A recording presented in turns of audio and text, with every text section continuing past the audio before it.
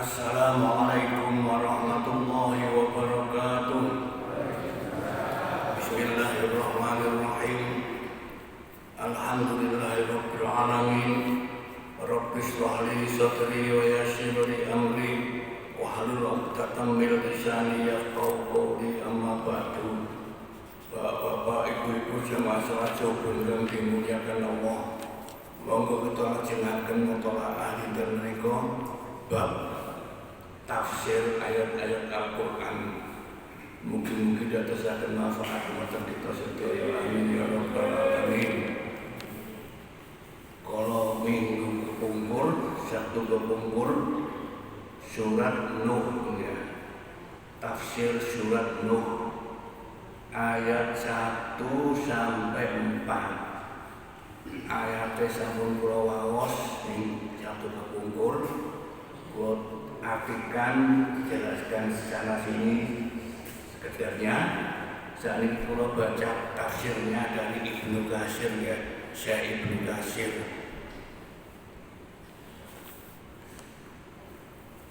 Bismillahirrahmanirrahim.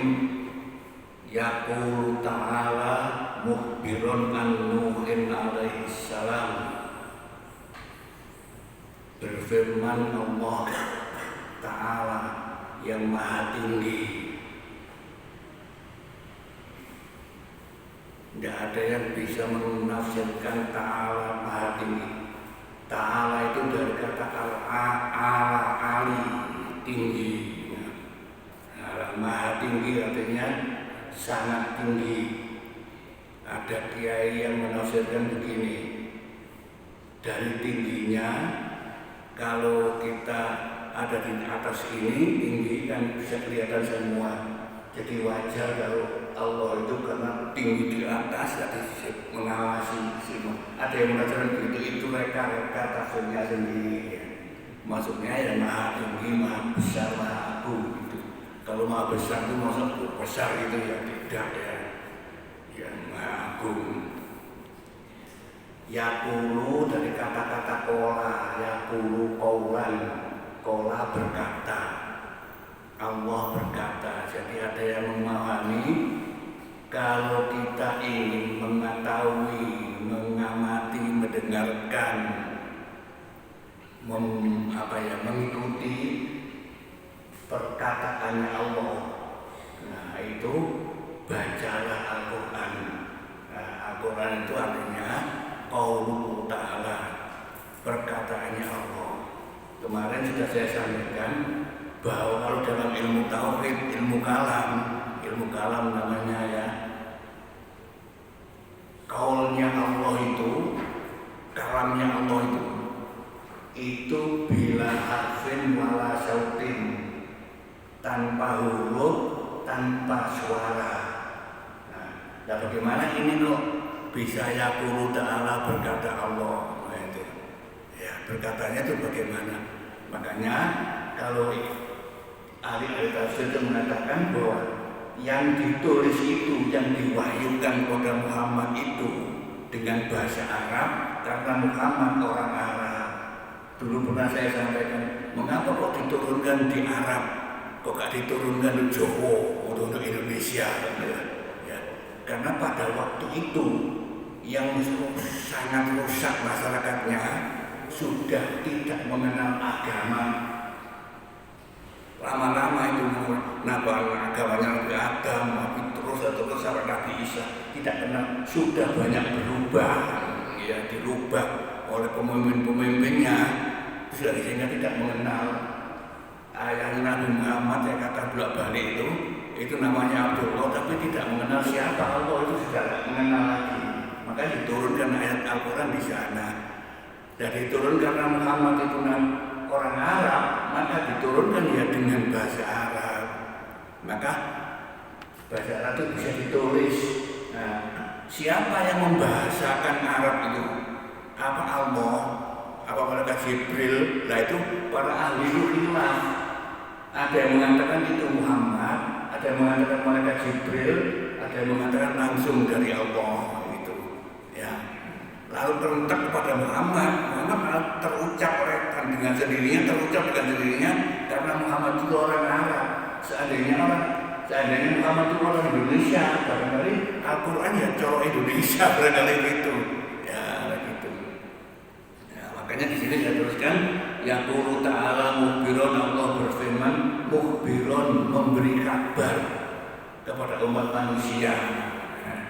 An-Nuhin, tentang Nabi Nuh, tentang Rasul yang namanya Nuh alaihissalam. Kalau selain Muhammad alaihissalam, Adam alaihissalam, Isa alaihissalam, tapi kalau Muhammad sallallahu alaihi wasallam lain sendiri. Karena itu Nabi yang terakhir dan Nabi pungkasan, Nabi yang paling sempurna. Ya. Jadi Nabi menyempurnakan agama-agama yang sebelumnya. Teman-teman, alhamdulillahilladzi arsala rasulahu bil huda wa dinil haq liyudhhirahu 'ala dini kulli, menyempurnakan agama yang, karena itu tauhid. Agama yang ditinggal itu ya tauhid, tapi sudah dibelokkan menjadi tasrif, contohnya misalnya loro yang pakai dan lain sebagainya. Kemudian disempurnakan tauhid ini menjadi agama terakhir. Alaihissalam, mudah-mudahan Allah melimpahkan keselamatan kepada Nuh. Annahu arsala ila qaumihi, annahu arsalahu ila qaumihi, bahwasanya Allah arsalahu, mengutus kepada Nuh, ila qaumihi, kepada kaumnya. Kalau bahasa Arab, kalau kita barangkali kepada masyarakatnya, ya, kepada masyarakatnya Nuh. Itulah yang sehingga kalau ahli tafsir itu, nabi-nabi sebelumnya itu hanya ursila ila qaumihi, pada kaumnya, tidak kepada seluruh umat manusia. Hanya Nabi Muhammad saja diutus pada semuanya. Ilaikum jami'an, ada kata-kata jami'an dalam, dulu sudah ada tafsirnya jami'an. Kalau kata jami'an dalam ilmu mantek, ya, ilmu mantek, ilmu logika, kalau dalam bahasa ilmuwan logika, ya, ilmu logika, ilmu mantek. Kalau sudah jami'an itu seluruhnya tanpa terkecuali. Kalau majmu', itu ada perkecualiannya. Itu majmu' semua, tapi ada perkecualiannya. Itu namanya disebut majmu'. Kalau sudah seluruhnya tanpa kecuali, itu disebut dengan jami'an. Ila qaumihi amiran lahu, memerintahkan kepadanya ayun dirhum ba'sallahi qabla ululi, mengingatkan kepada mereka sebelum adabnya Allah turun. Diingatkan pada Nabi Nuh, disuruh mengingatkan sebelum turun adabnya Allah. Fa in tabu wa anabu, apabila mereka itu mau tobat dari perbuatan-perbuatannya yang mengingkari Allah, mengingkari ayat-ayat Allah. Kalau disebut mengingkari ayat Allah itu bukan mengingkari Al-Quran ini saja, ya. Bukan mengingkari Al-Quran ini, bukan. Tidak mempercayai Al-Quran itu bukan. Mengingkari ayat Allah. Ayat Allah pernah saya terangkan di sini. Itu ada dua macam. Menurut Profesor Al-Marawi, ayat yang qaulan wahyan, ayat yang qaulan bersifat perkataan. Bicara Iqra bismi rabbikal ladzi khalaq, itu qaulan, diwahyukan kepada Muhammad. Dan ada kalam Allah yang kauniyah istilahnya, ya, qaulan wahyan tertulis itu. Dzalikal kitabul la raiba fi. Mengapa disebut kitab? Pada waktu itu tidak ada kitab, hanya ada wahyu. Iqra, kan belum ditulis. Mengapa disebut kitab? Makanya itu orang para ahli tafsir atau menafsirkan dari kitab itu dari maktub yang ditulis. Maktub yang ditulis. Mengapa ditafsirkan yang maktub? Karena pada waktu itu Rasulullah mempunyai juru tulis yang namanya Zaid bin Sabit. Zaid bin Sabit masih muda. Nah itu yang menulis. Setelah disampaikan kepada yang bisa tulis Zaid bin Sabit, setelah disampaikan kepada masyarakat oleh Rasulullah, ditulis oleh Zaid bin Sabit. Nulisnya di mana Pak nulisnya? Di pelepah-pelepah kurma, di kulit-kulit bangkai binatang yang sudah disembelih itu. Kulit-kulit itu berserakan. Baru dikumpul, lalu dijadikan satu mushaf. Itu setelah Khalifah Utsman dijadikan satu. Nah itu jadi setelah Khalifah Utsman, lalu dibuat banyak berapa sejumlah gubernur-gubernur yang ada pada waktu itu. Banyak di Mesir, ada di Syam, ada juga dikirim sana oleh Utsman. Makanya mushafnya itu disebut mushaf Utsman karena ditulis menurut kata tulisnya itu Utsman. Tapi sekarang sudah disempurnakan, hanya menyempurnakan diberi tanda-tanda supaya memudahkan. Kalau dulu pada zamannya Utsman itu tulisannya seperti cacing gitu. Tulisannya itu sudah seperti cacing gitu. Barangkali orang Arab sendiri tidak bisa baca itu. Dan setelah ilmu pengetahuan bahasa Arab, ilmu pengetahuan nahwu shoroh berkembang, lalu itu diberi tanda-tanda harokat yang baru, diberi harokat, dibetulkan tulisannya, dibetulkan hurufnya, sehingga menjadi mushaf itu. Karena itulah mushaf itu disebut mushaf Utsmani. Mushaf sesuai dengan apa yang dikumpulkan oleh Utsman bin Affan itu. Jadi yang mengumpulkan Al-Quran itu bukan Rasulullah, tapi Utsman. Ya, yang menulis Zaid bin Sabit. Ya tuliskan ini ya. Wa ana bukan kembali artinya kembali kepada agamanya. Berarti mereka itu sudah melupakan agamanya. Nah, sekarang ini banyak, sampai sekarang juga sudah banyak yang melupakan agama.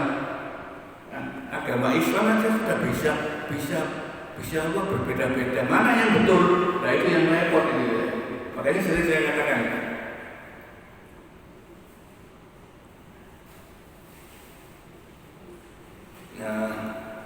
antara NU dan Muhammadiyah kan sudah berbeda. Lalu mana yang betul? Makanya saya katakan tidak ada yang bisa mengatakan ini yang salah, tidak ada. Katanya Muhammadiyah yang betul. Menentukan kapan mulai puasa saja berbeda. Muhammadiyah menggunakan wujudul hilal. NU tetap menggunakan ru'yatul hilal. Itu berbeda. Mulai puasa saja berbeda. Mungkin orang bisa nyebut Islam NU, Islam Muhammadiyah, bisa begitu. Jadi Islam bisa bermacam-macam. Mana yang betul? Yang betul ya yang ada dasarnya. Muhammadiyah ada dasarnya, NU juga ada dasarnya mungkin. Makanya saya katakan mudah-mudahan betul semua. Kalau ada salahnya tidak banyak, tidak sampai kufur, tidak sampai syirik, mudah-mudahan diampuni oleh Allah. Makanya Allah dalam ayat kita saya sampaikan, innallaha la yaghfiru an yushraka bihi wa yaghfiru ma duna dzalika liman yasha. Allah tidak bakal mengampuni apabila perbuatan itu syirik kepada Allah. Tidak bakal diampuni. Baru diampuni kalau dia itu tobat. Tobat itu apa? Sudah tidak syirik lagi. Ya, untuk mengetahui syirik dan tidak itu butuh ilmu tauhid. Makanya saya katakan Imam Ghazali mengatakan bahwa wajib ain tahu ilmu tauhid supaya tidak terjerumus kepada syirik itu tadi. Tiap orang wajib sendiri. namanya wajib ain, wajib tiap orang tahu. Yang kedua, kata Imam Ghazali, wajib tahu ilmu fikih. Setiap orang supaya bisa sholat, supaya bisa melaksanakan syariat Islam yang 5 itu. Kalau tidak tahu ilmu fikih, ya tidak bisa. Nah, seperti saya ini kan nggak tahu Pak, tapi kan saya bisa. Itu karena itulah ikut-ikut wasilah dari ayah ibu yang dulu mempelajari. Nah, mempelajari ini dari ayah ibu nuntun itu biasanya ayah ibu tidak menuntun langsung, disuruh melanggar biasanya. Coba aja anak-anak kita disuruh melanggar. Ya. Kemudian dilanggar, malut-malut saja dengan apa yang ada. Kalau langgarnya langgar Muhammadiyah, ya sholatnya nanti seperti Muhammadiyah itu. Kalau langgarnya langgar NU, itu sholatnya seperti jadinya begitu. Lalu mana yang betul Pak? Ya itu lalu saya katakan mudah-mudahan semuanya betul karena ada landasannya, ada dasarnya. Muhammadiyah menggunakan wujudul hilam juga ada, hisab itu juga ada. Dasarnya, NU juga ada dasarnya, hadisnya ada. Bisa terus itu semua tidak saya teruskan nih. Walihada karena itulah Allah berfirman andir qaumaka, hendaklah kamu Muhammad mengingatkan kaummu, masyarakatmu, min qabli ayyatiyahul azabun alim, sebelum turunnya azab yang pedih. Azab yang pedih itu apa ya? Berupa bencana-bencana karena kita merusak. Ya mungkin aja di Indonesia nanti kalau membabat mengolah alam kita ini kita keliru. Nah, bisa timbul banjir bandang dan lain sebagainya. Kita keliru, bisa timbul gempa dan lain sebagainya. Kita keliru, di gunung-gunung kita keliru. Nah, tapi itu pun tidak karena manusia saja, mungkin semua sudah ada waktunya, ada umurnya. Gunung juga ada umurnya, waktunya meletus ya meletus, itu sudah ada gitu ya dari Allah ya. Semua itu ayat Allah. Jadi ayat Allah itu ada yang qaulan wahyan, terucap dan diwahyukan kepada Muhammad, tapi ada yang kaunian. Kaunian itu fenomena alam ini, kejadian alam ini. Itu namanya ayat-ayat Allah yang kaunian. Makanya kita diperintahkan untuk iqra bismi rabbikal ladzi khalaq. Bacalah Muhammad dengan nama Tuhanmu alladzi khalaq, yang menciptakan ini. Disuruh baca alam ini. Nanti kalau kamu membaca alam ini, kamu akan tahu. Karena tidak semua bisa membaca alam ini, ya kan? Tidak semua orang. Makanya Rasulullah SAW mengatakan, man arada dunya fa alaihi bil ilmi, wa man arada al akhirata fa alaihi bil ilmi, wa man arada huma fa alaihi bil ilmi. Butuh ilmunya masing-masing, ya, butuh ilmunya masing-masing. Karena itu wajib memiliki ilmu menurut kemampuan kita. Jadi ada ukuran-ukurannya. Orang sekolah juga ada nilainya, ada yang dapat nilai 5, ada yang dapat 10, ada yang dapat 100, ada yang dapat 70, ada yang 50. Mulai yang 100 terus berarti ya nggak ada. Nilainya 100 terus semuanya tidak ada. Saya teruskan. Qala ya qaumi inni lakum nadhirum mubin. Qala Dawud, Muhammad mengatakan lapor kepada Allah. Ya qaumi, wahai kaumku, masyarakat orang-orang biasanya al-khotib ma'asyurun ya ibadallah, ya hamba Allah. Jadi yang cuma ini ada yang ayyuhal hadirun, yang hadir, ada yang makan ibadallah, ada yang ini seperti ini. Ya qaumi, hai aman, ini lakum, aku ini katanya Nuh. Kata Nuh, lakum nadhirun mubin, kepadamu nadhirun mubin, menjadi pengingat, hanya pengiling yang mengingatkan, ya, ada pengingat saja. Nanti paling jelas.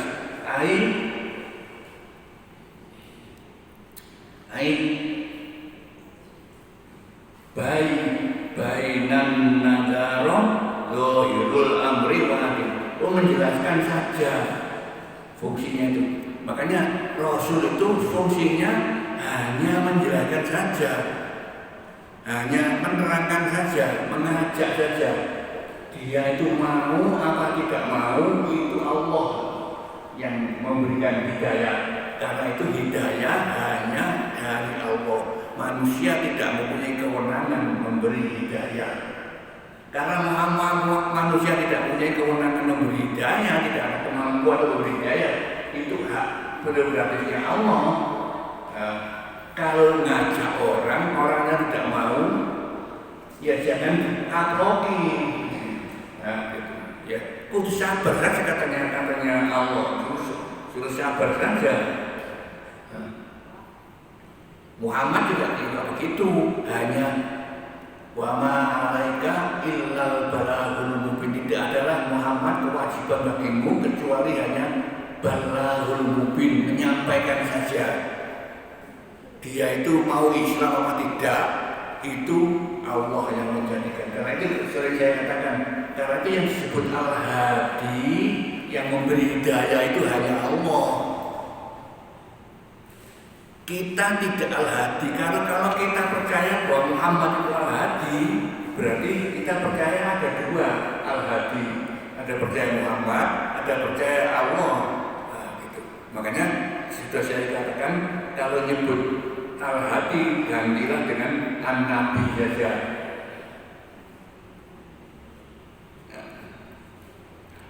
Allahumma firli dunubi ya Allah bibarkatil hadi. Itu bibarkatil hadi Muhammad ya Allah, dengan barokahnya Al-Hadi. Makanya itu diganti bibarkatin Nabi Muhammad ya Allah. Ya kita supaya daripada ragu-ragu nanti jangan-jangan keliru menyebut Al-Hadi, bisa syirik. Yang kita tidak paham, seperti yang saya ceritakan, ayahnya Nabi Muhammad itu namanya Abdullah, tapi dia paham tentang Allah. Makanya kalau marhabanan ganti sendiri. Kalau jadi pemimpin ingatkan, jadi pimpinannya ingatkan, permasalahan nanti jangan baca itu. Saya kemana-mana mengingatkan itu. Jangan baca bibarkatil hadi Muhammad, saya selalu mengingatkan. Dan ada yang ikut saya, ada seorang kiai yang mengikuti saya. Mengikuti saya, oh ya kalau itu ganti. Ada juga seperti kalau istighosah, bapak dan ibu sering istighosah. Allahumma sholli ala Muhammadin qaddo hilati adrikni ya Rasulullah. Bunyinya begitu. Nah itu saya tegur, ya jangan adrikni ya Rasulullah. Berarti kalau adrikni ya Rasulullah, kita berdoa kepada Rasulullah. Pada Rasulullah itu tawasul. Nah, tawasulnya sudah Allahumma sholli ala sayyidina Muhammadin, itu tawasul pada Muhammad. Qaddo hilati wisno tok usahaku. Ya Allah, wis aku sudah berjuang, mau berusaha sudah, kok masih belum hasil saja. Nah, makanya doanya adrikni ya Allah gitu. Maka mudah-mudahan usahaku berhasil ya Allah dengan pertolonganmu. Jadi bukan pertolongannya Muhammad, tapi pertolongannya Allah gitu. Jadi adrikni ya Allah. Jadi nanti kalau istighosah ya supaya tidak keliru, ini dirubah sendiri adrikni ya Allah gitu. Kalau istighosah ya tidak keliru. Saya teruskan. Pengingat yang jelas anil budullah wattaqu, hendaklah kalian menyembah Allah. Ibadah itu menyembah, abadah yang budu itu menyembah. Kalau kita ditanya dengan bahasa Jawa, bagaimana Pak? Menyembah itu apa? Apa menyembah itu yang begini? Apa yang dengan sujud itu menyembah? Atau bagaimana menyembah itu? Kalau saya mengartikan menghambakan diri atau mengesahkan Allah, itu beribadah. Mengesahkan Allah, tidak menduakan Allah, itu beribadahlah kepada Allah. Perbuatanmu semuanya itu tertuju kepada Allah. Tapi kita yakin bahwa perbuatan kita itu bukan menguntungkan Allah, bukan untuk Allah. Untuk Allah itu berarti bukan keuntungannya itu bagi Allah, tidak begitu. Kalau kita sholat ya, kalau kita sholat, maka Allah yang dapat keuntungan kita sholat. Kalau kita tidak sholat, Allah yang rugi. Berarti bukan begitu, bukan begitu. Nah, kita sholat, yang mendapat keuntungan dari sholat itu, perbuatan sholat itu ya kita, bukan Allah. Kita diperintahkan sholat supaya kita itu baik. Makanya wa aqimis sholata innas sholata tanha 'anil fahsya'i wal munkar. Dirikan sholat ya. Sesungguhnya innas sholata, sesungguhnya sholat itu dapat mencegah perbuatan fahsya dan munkar. Ya. Kita kalau bisa menghindarkan perbuatan fahsya dan munkar, maka keuntungannya itu bukan Allah, kita sendiri. Oleh karena itulah sholat itu bukan kebutuhannya Allah, tapi kebutuhan kita sendiri. Sholat itu bukan kebutuhannya Allah, sholat itu kebutuhan kita. Maksudnya itu supaya kita bisa menghindari fahsya dan menghindari. Karena apa? Karena apa? Dengan sholat kita ingat, setiap kita akan melakukan fahsya itu ingat pada Allah, ada pengendalinya. Setiap kita akan melakukan kejahatan. Makanya dalam hadis Rasulullah, la yashribus syarib hina yashrib wa huwa mu'min. Tidak akan terjadi seorang itu mencuri. Ketika akan mencuri, dia ingat hatinya bahwa dia dilihat oleh Allah. Tidak akan jadi. Hadisnya mengatakan begitu. La yashribus syarib, la yaznil zani, tidak akan berbuat zina. Hina yazni, ketika orang itu akan berbuat zina, wa mu'min, dia mu'min. Sampai tidak akan berbuat korupsi, ketika akan melakukan korupsi, dia itu mu'min. Berarti apa? Ketika dia memang terjadi mencuri, terjadi berzina, terjadi korupsi, itu seret hilang imannya. Di situ memang ada perbedaan pendapat Imam Syafi'i dengan Imam Maliki. Kalau Imam Syafi'i itu pelanggaran hukum, kalau Imam Syafi'i itu pelanggaran hukum, karena itu ada hukumannya. Hukuman di dunia apa di surga, itu yang repot. Ada hukumannya nanti di akhirat atau di sini. Nah kalau Imam Malik, orang yang meninggalkan itu karena seret imannya hilang, maka disebut kafir, murtad dia.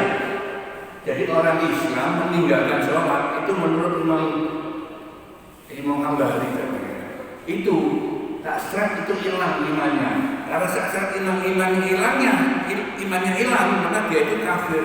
Karena kafir, maka prosesnya itu ya mengislamkan diri lagi.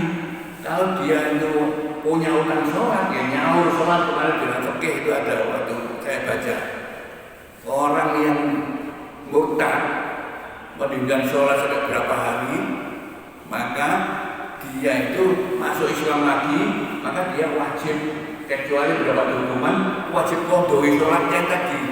Tapi kalau Islam murni tidak.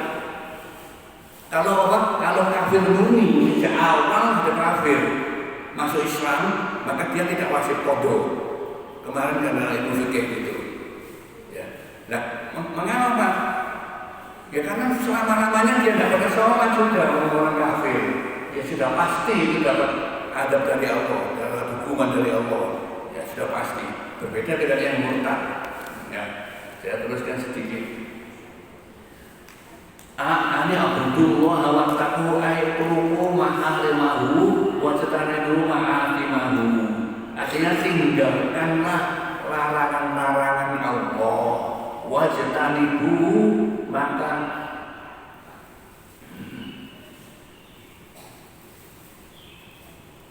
tinggalkanlah yang berdosa-dosa. Jadi istilahnya itu i'budullah wa taqu itu oleh Ibnu Katsir ditafsirkan meninggalkan larangan-larangan. Tidak wa'atiun, itu ada ayatnya itu ada wa'atiun dan atiun itulah yang melaksanakan perintah-perintahnya. Karena itu biasanya Pak Khotib kalau menerjemahkan itu mengatakan imtithalu awamirillah wajtinabu nawahihi. Imtithalu awamirillah itu melaksanakan perintah-perintah Allah.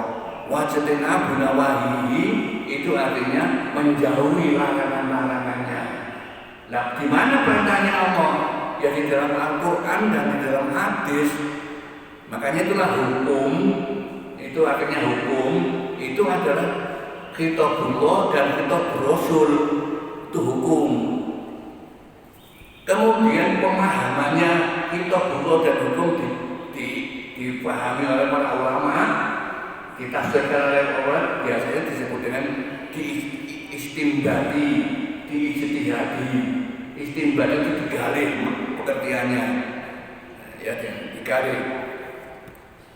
Wasilah itu bagaimana? Terus innallaha wa malaikatahu yusholluna alaihi ya ayyuhalladzina amanu shollu alaihi wa sallimu taslima. Hai orang-orang mukmin, shollu alaihi wa sallim. Itu tidak sembarangan. Bagaimana Allah sholawat kepada Muhammad itu tidak bisa kita mengartikan sendiri. Masa Allah mengatakan Allahumma sholli ala Muhammad, masa begitu? Ya, artinya Allah melimpahkan kesejahteraan. Nah, kalau kita membacakan pada Muhammad, kita mendoakan supaya Allah melimpahkan. Nah, kalau kita minta doa kepada ya mereka itu melimpahkan rahmat kepada kita, itu maksudnya. Jadi tidak bisa diartikan sendiri. Seperti ayat ini, idza nudiya lis-sholati min yaumil jum'ati fas'au ila dzikrillah. Apabila ada panggilan untuk sholat, fas'au ila Jumat pada hari Jumat, fas'au ila dzikrillah, maka agi-agio zikir mana Allah itu tidak bisa diartikan semaunya kita sendiri. Pak, perintahnya itu kan zikir itu kan la ilaha illallah, Pak, la ilaha illallah, subhanallah, alhamdulillah, kan itu zikir. Nah, perintahnya fas'au ila dzikrillah, letter lucknya itu. Nah, kita nggak bisa begitu. Kita berpedoman pada penafsir para ulama yang ahli. Zikrullah itu artinya sholat. Karena ayat sebelumnya, kemudian sesudahnya juga faidatu dialis sholat. Maka zikrullah itu sholat, bukan zikrullah itu kemudian lagi-lagi guru la ilaha illallah, nggak begitu. Nah, kalau kita sekarang ada yang mengajarkan kalau perintahnya itu zikrullah itu, maka zikrullah sekarang seperti orang sholat gini. Sekarang ada, saya pernah baca itu yang menafsirkan begitu, seperti semedi itu. Jadi orangnya sudah diam, itu mengingat kepada Allah, besaran Allah. Padahal itu ditafsirkan zikrullah itu adalah sholat Jumat menurut tuntunan Rasulullah. Jumat yang ada khutbahnya, ada adanya, ada sholat 2 rakaat, itu tuntunannya Rasulullah, bukan zikir semaunya kita sendiri. Lalu zikrullah itu kita mengingat Allah dengan semedi itu. Sekarang sudah ada itu saya baca yang menafsirkan begitu. Menafsirkan begitu itu lama-lama bisa keliru. Ada itu pengikutnya nggak bisa ada. Heran juga. Ya, heran juga. Saya teruskan ini. Wa atiun, bertaatlah. Nah ini baru mengikuti taat, mengikuti perintahnya Allah, bukan menjauhi larangannya saja. Wa atiun, taat kepada Allah fima amarakum bihi wa anhakum, taat menghindari larangan dan melaksanakan perintah-perintahnya. Itu ya, yaghfir lakum min dunubikum, Allah bahkan mengampuni dosamu. Ada kata min di sini di dalam tafsir Departemen Agama, kalau tidak salah saya baca itu min diartikan taklidiyah. Min itu bisa berartikan sebagian. Kalau dimakan sebagian, padahal orang yang masyarakatnya Bindung itu kan orang kafir. Kalau sudah masuk Islam kan gugur kekafirannya dulu. Berarti Allah mengampuni semuanya. Apa yang sebelumnya itu mengampuni. Oleh karena itu dalam tafsir ini itu min itu diartikan an, bukan min. Tapi dia sebagian antulu bikum, artinya Allah mengampuni semua dosamu. Kemarin di dalam usul dalam fikih yang sudah saya baca itu, kalau kafir masuk Islam maka tobatnya Islam itulah yang mengampuni. Nah, jadi tidak perlu qodoi sholat, tidak perlu qodoi sholat. Ya Islamnya itu yang gitu ya.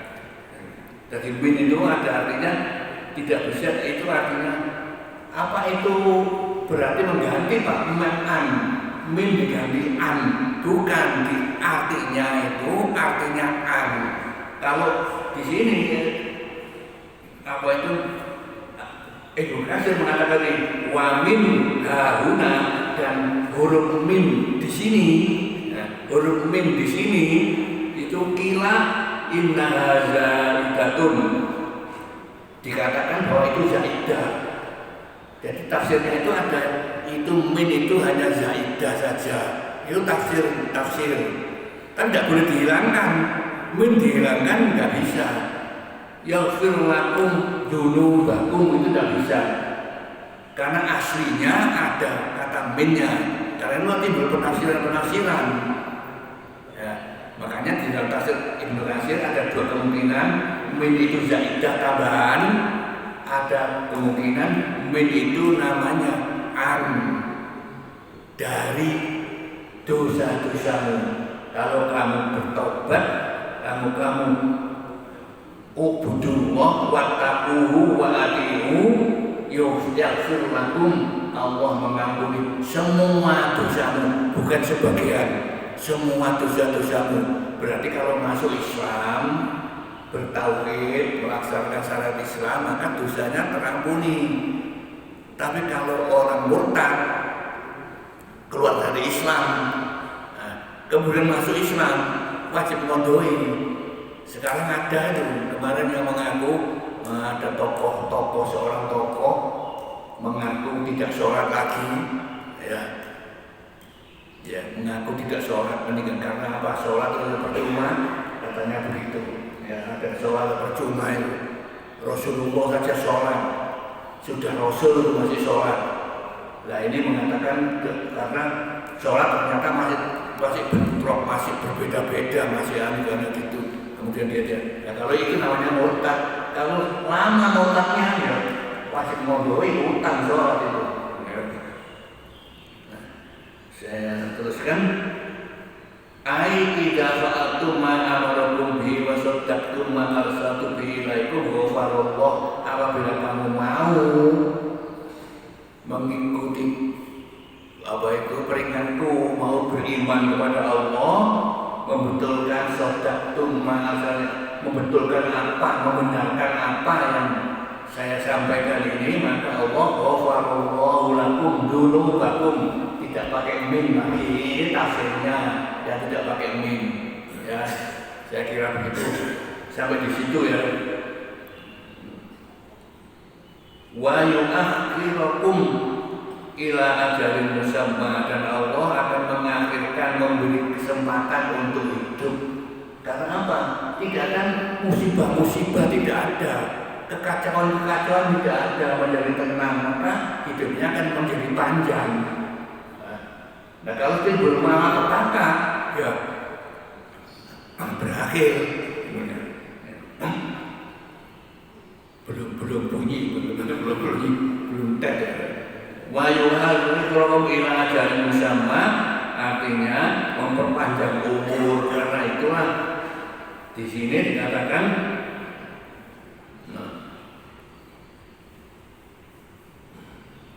ila ajalin musamma, ila inna ajalallahi ila jaa la yu'akhkharu law kuntum ta'lamun. Ai badiru bit ta'am, ila jaa la yu'akhiru law kuntum yu'akhkharu law kuntum ta'malun. Barang ajal dari Allah itu tidak bisa diakhiri kalau memang sudah datang, tidak bisa dipercepat, juga tidak diakhirkan kalau sudah ajalnya. Karena itulah badiru bitta'ah, maka akhir-akhir taat kepada Allah supaya tidak timbul malapetaka.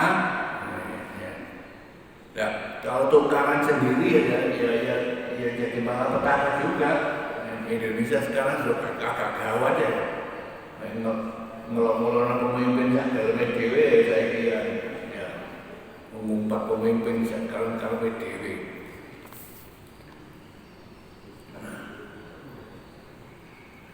Qabla umurin nikmah fa'innahu idza amara ta'ala yaqulu dzalika la yuraddu wa la yumani fa'innahu al-alim alladhi qad qahara kulla shay'in alladhi tanam li'izzatihi jamil makhluqat. Artinya ajalnya Allah itu kalau sudah diterapkan tidak bisa dipercepat, tidak bisa ya. Karena itu supaya kita diperintahkan taat, supaya memperlambat silaturahmi, itu memperpanjang umur. Karena apa? Banyak ketenangan di situ kan gitu. Mudah-mudahan bermanfaat ya. Sampai ini tafsirnya dari Ibnu Katsir begitu. Nah, saya akhiri mohon ditutup dengan doa. A'udzubillahi minasyaitonirrajim. Bismillahirrahmanirrahim. Alhamdulillahirabbil alamin. Allahumma fa'lana ma 'allamtana wa 'allimna ma yanfa'una ya Allah. Allahumma zidna ilman nafi'a warzuqna rizqan halalan thayyiban mubarakan wasi'an. Ya Ghani ya Razzaq, ya Ghani ya Razzaq, ya Ghani ya Razzaq. Allahumma rabbana atina fid dunya hasanah wa fil akhirati hasanah wa qina adzabannar wa qina adzabannar wa qina adzabannar. Sallallahu alaihi wa Muhammad wa alihi wasallam. Alhamdulillahirabbil alamin. Wa shalli wa sallim ala Muhammad.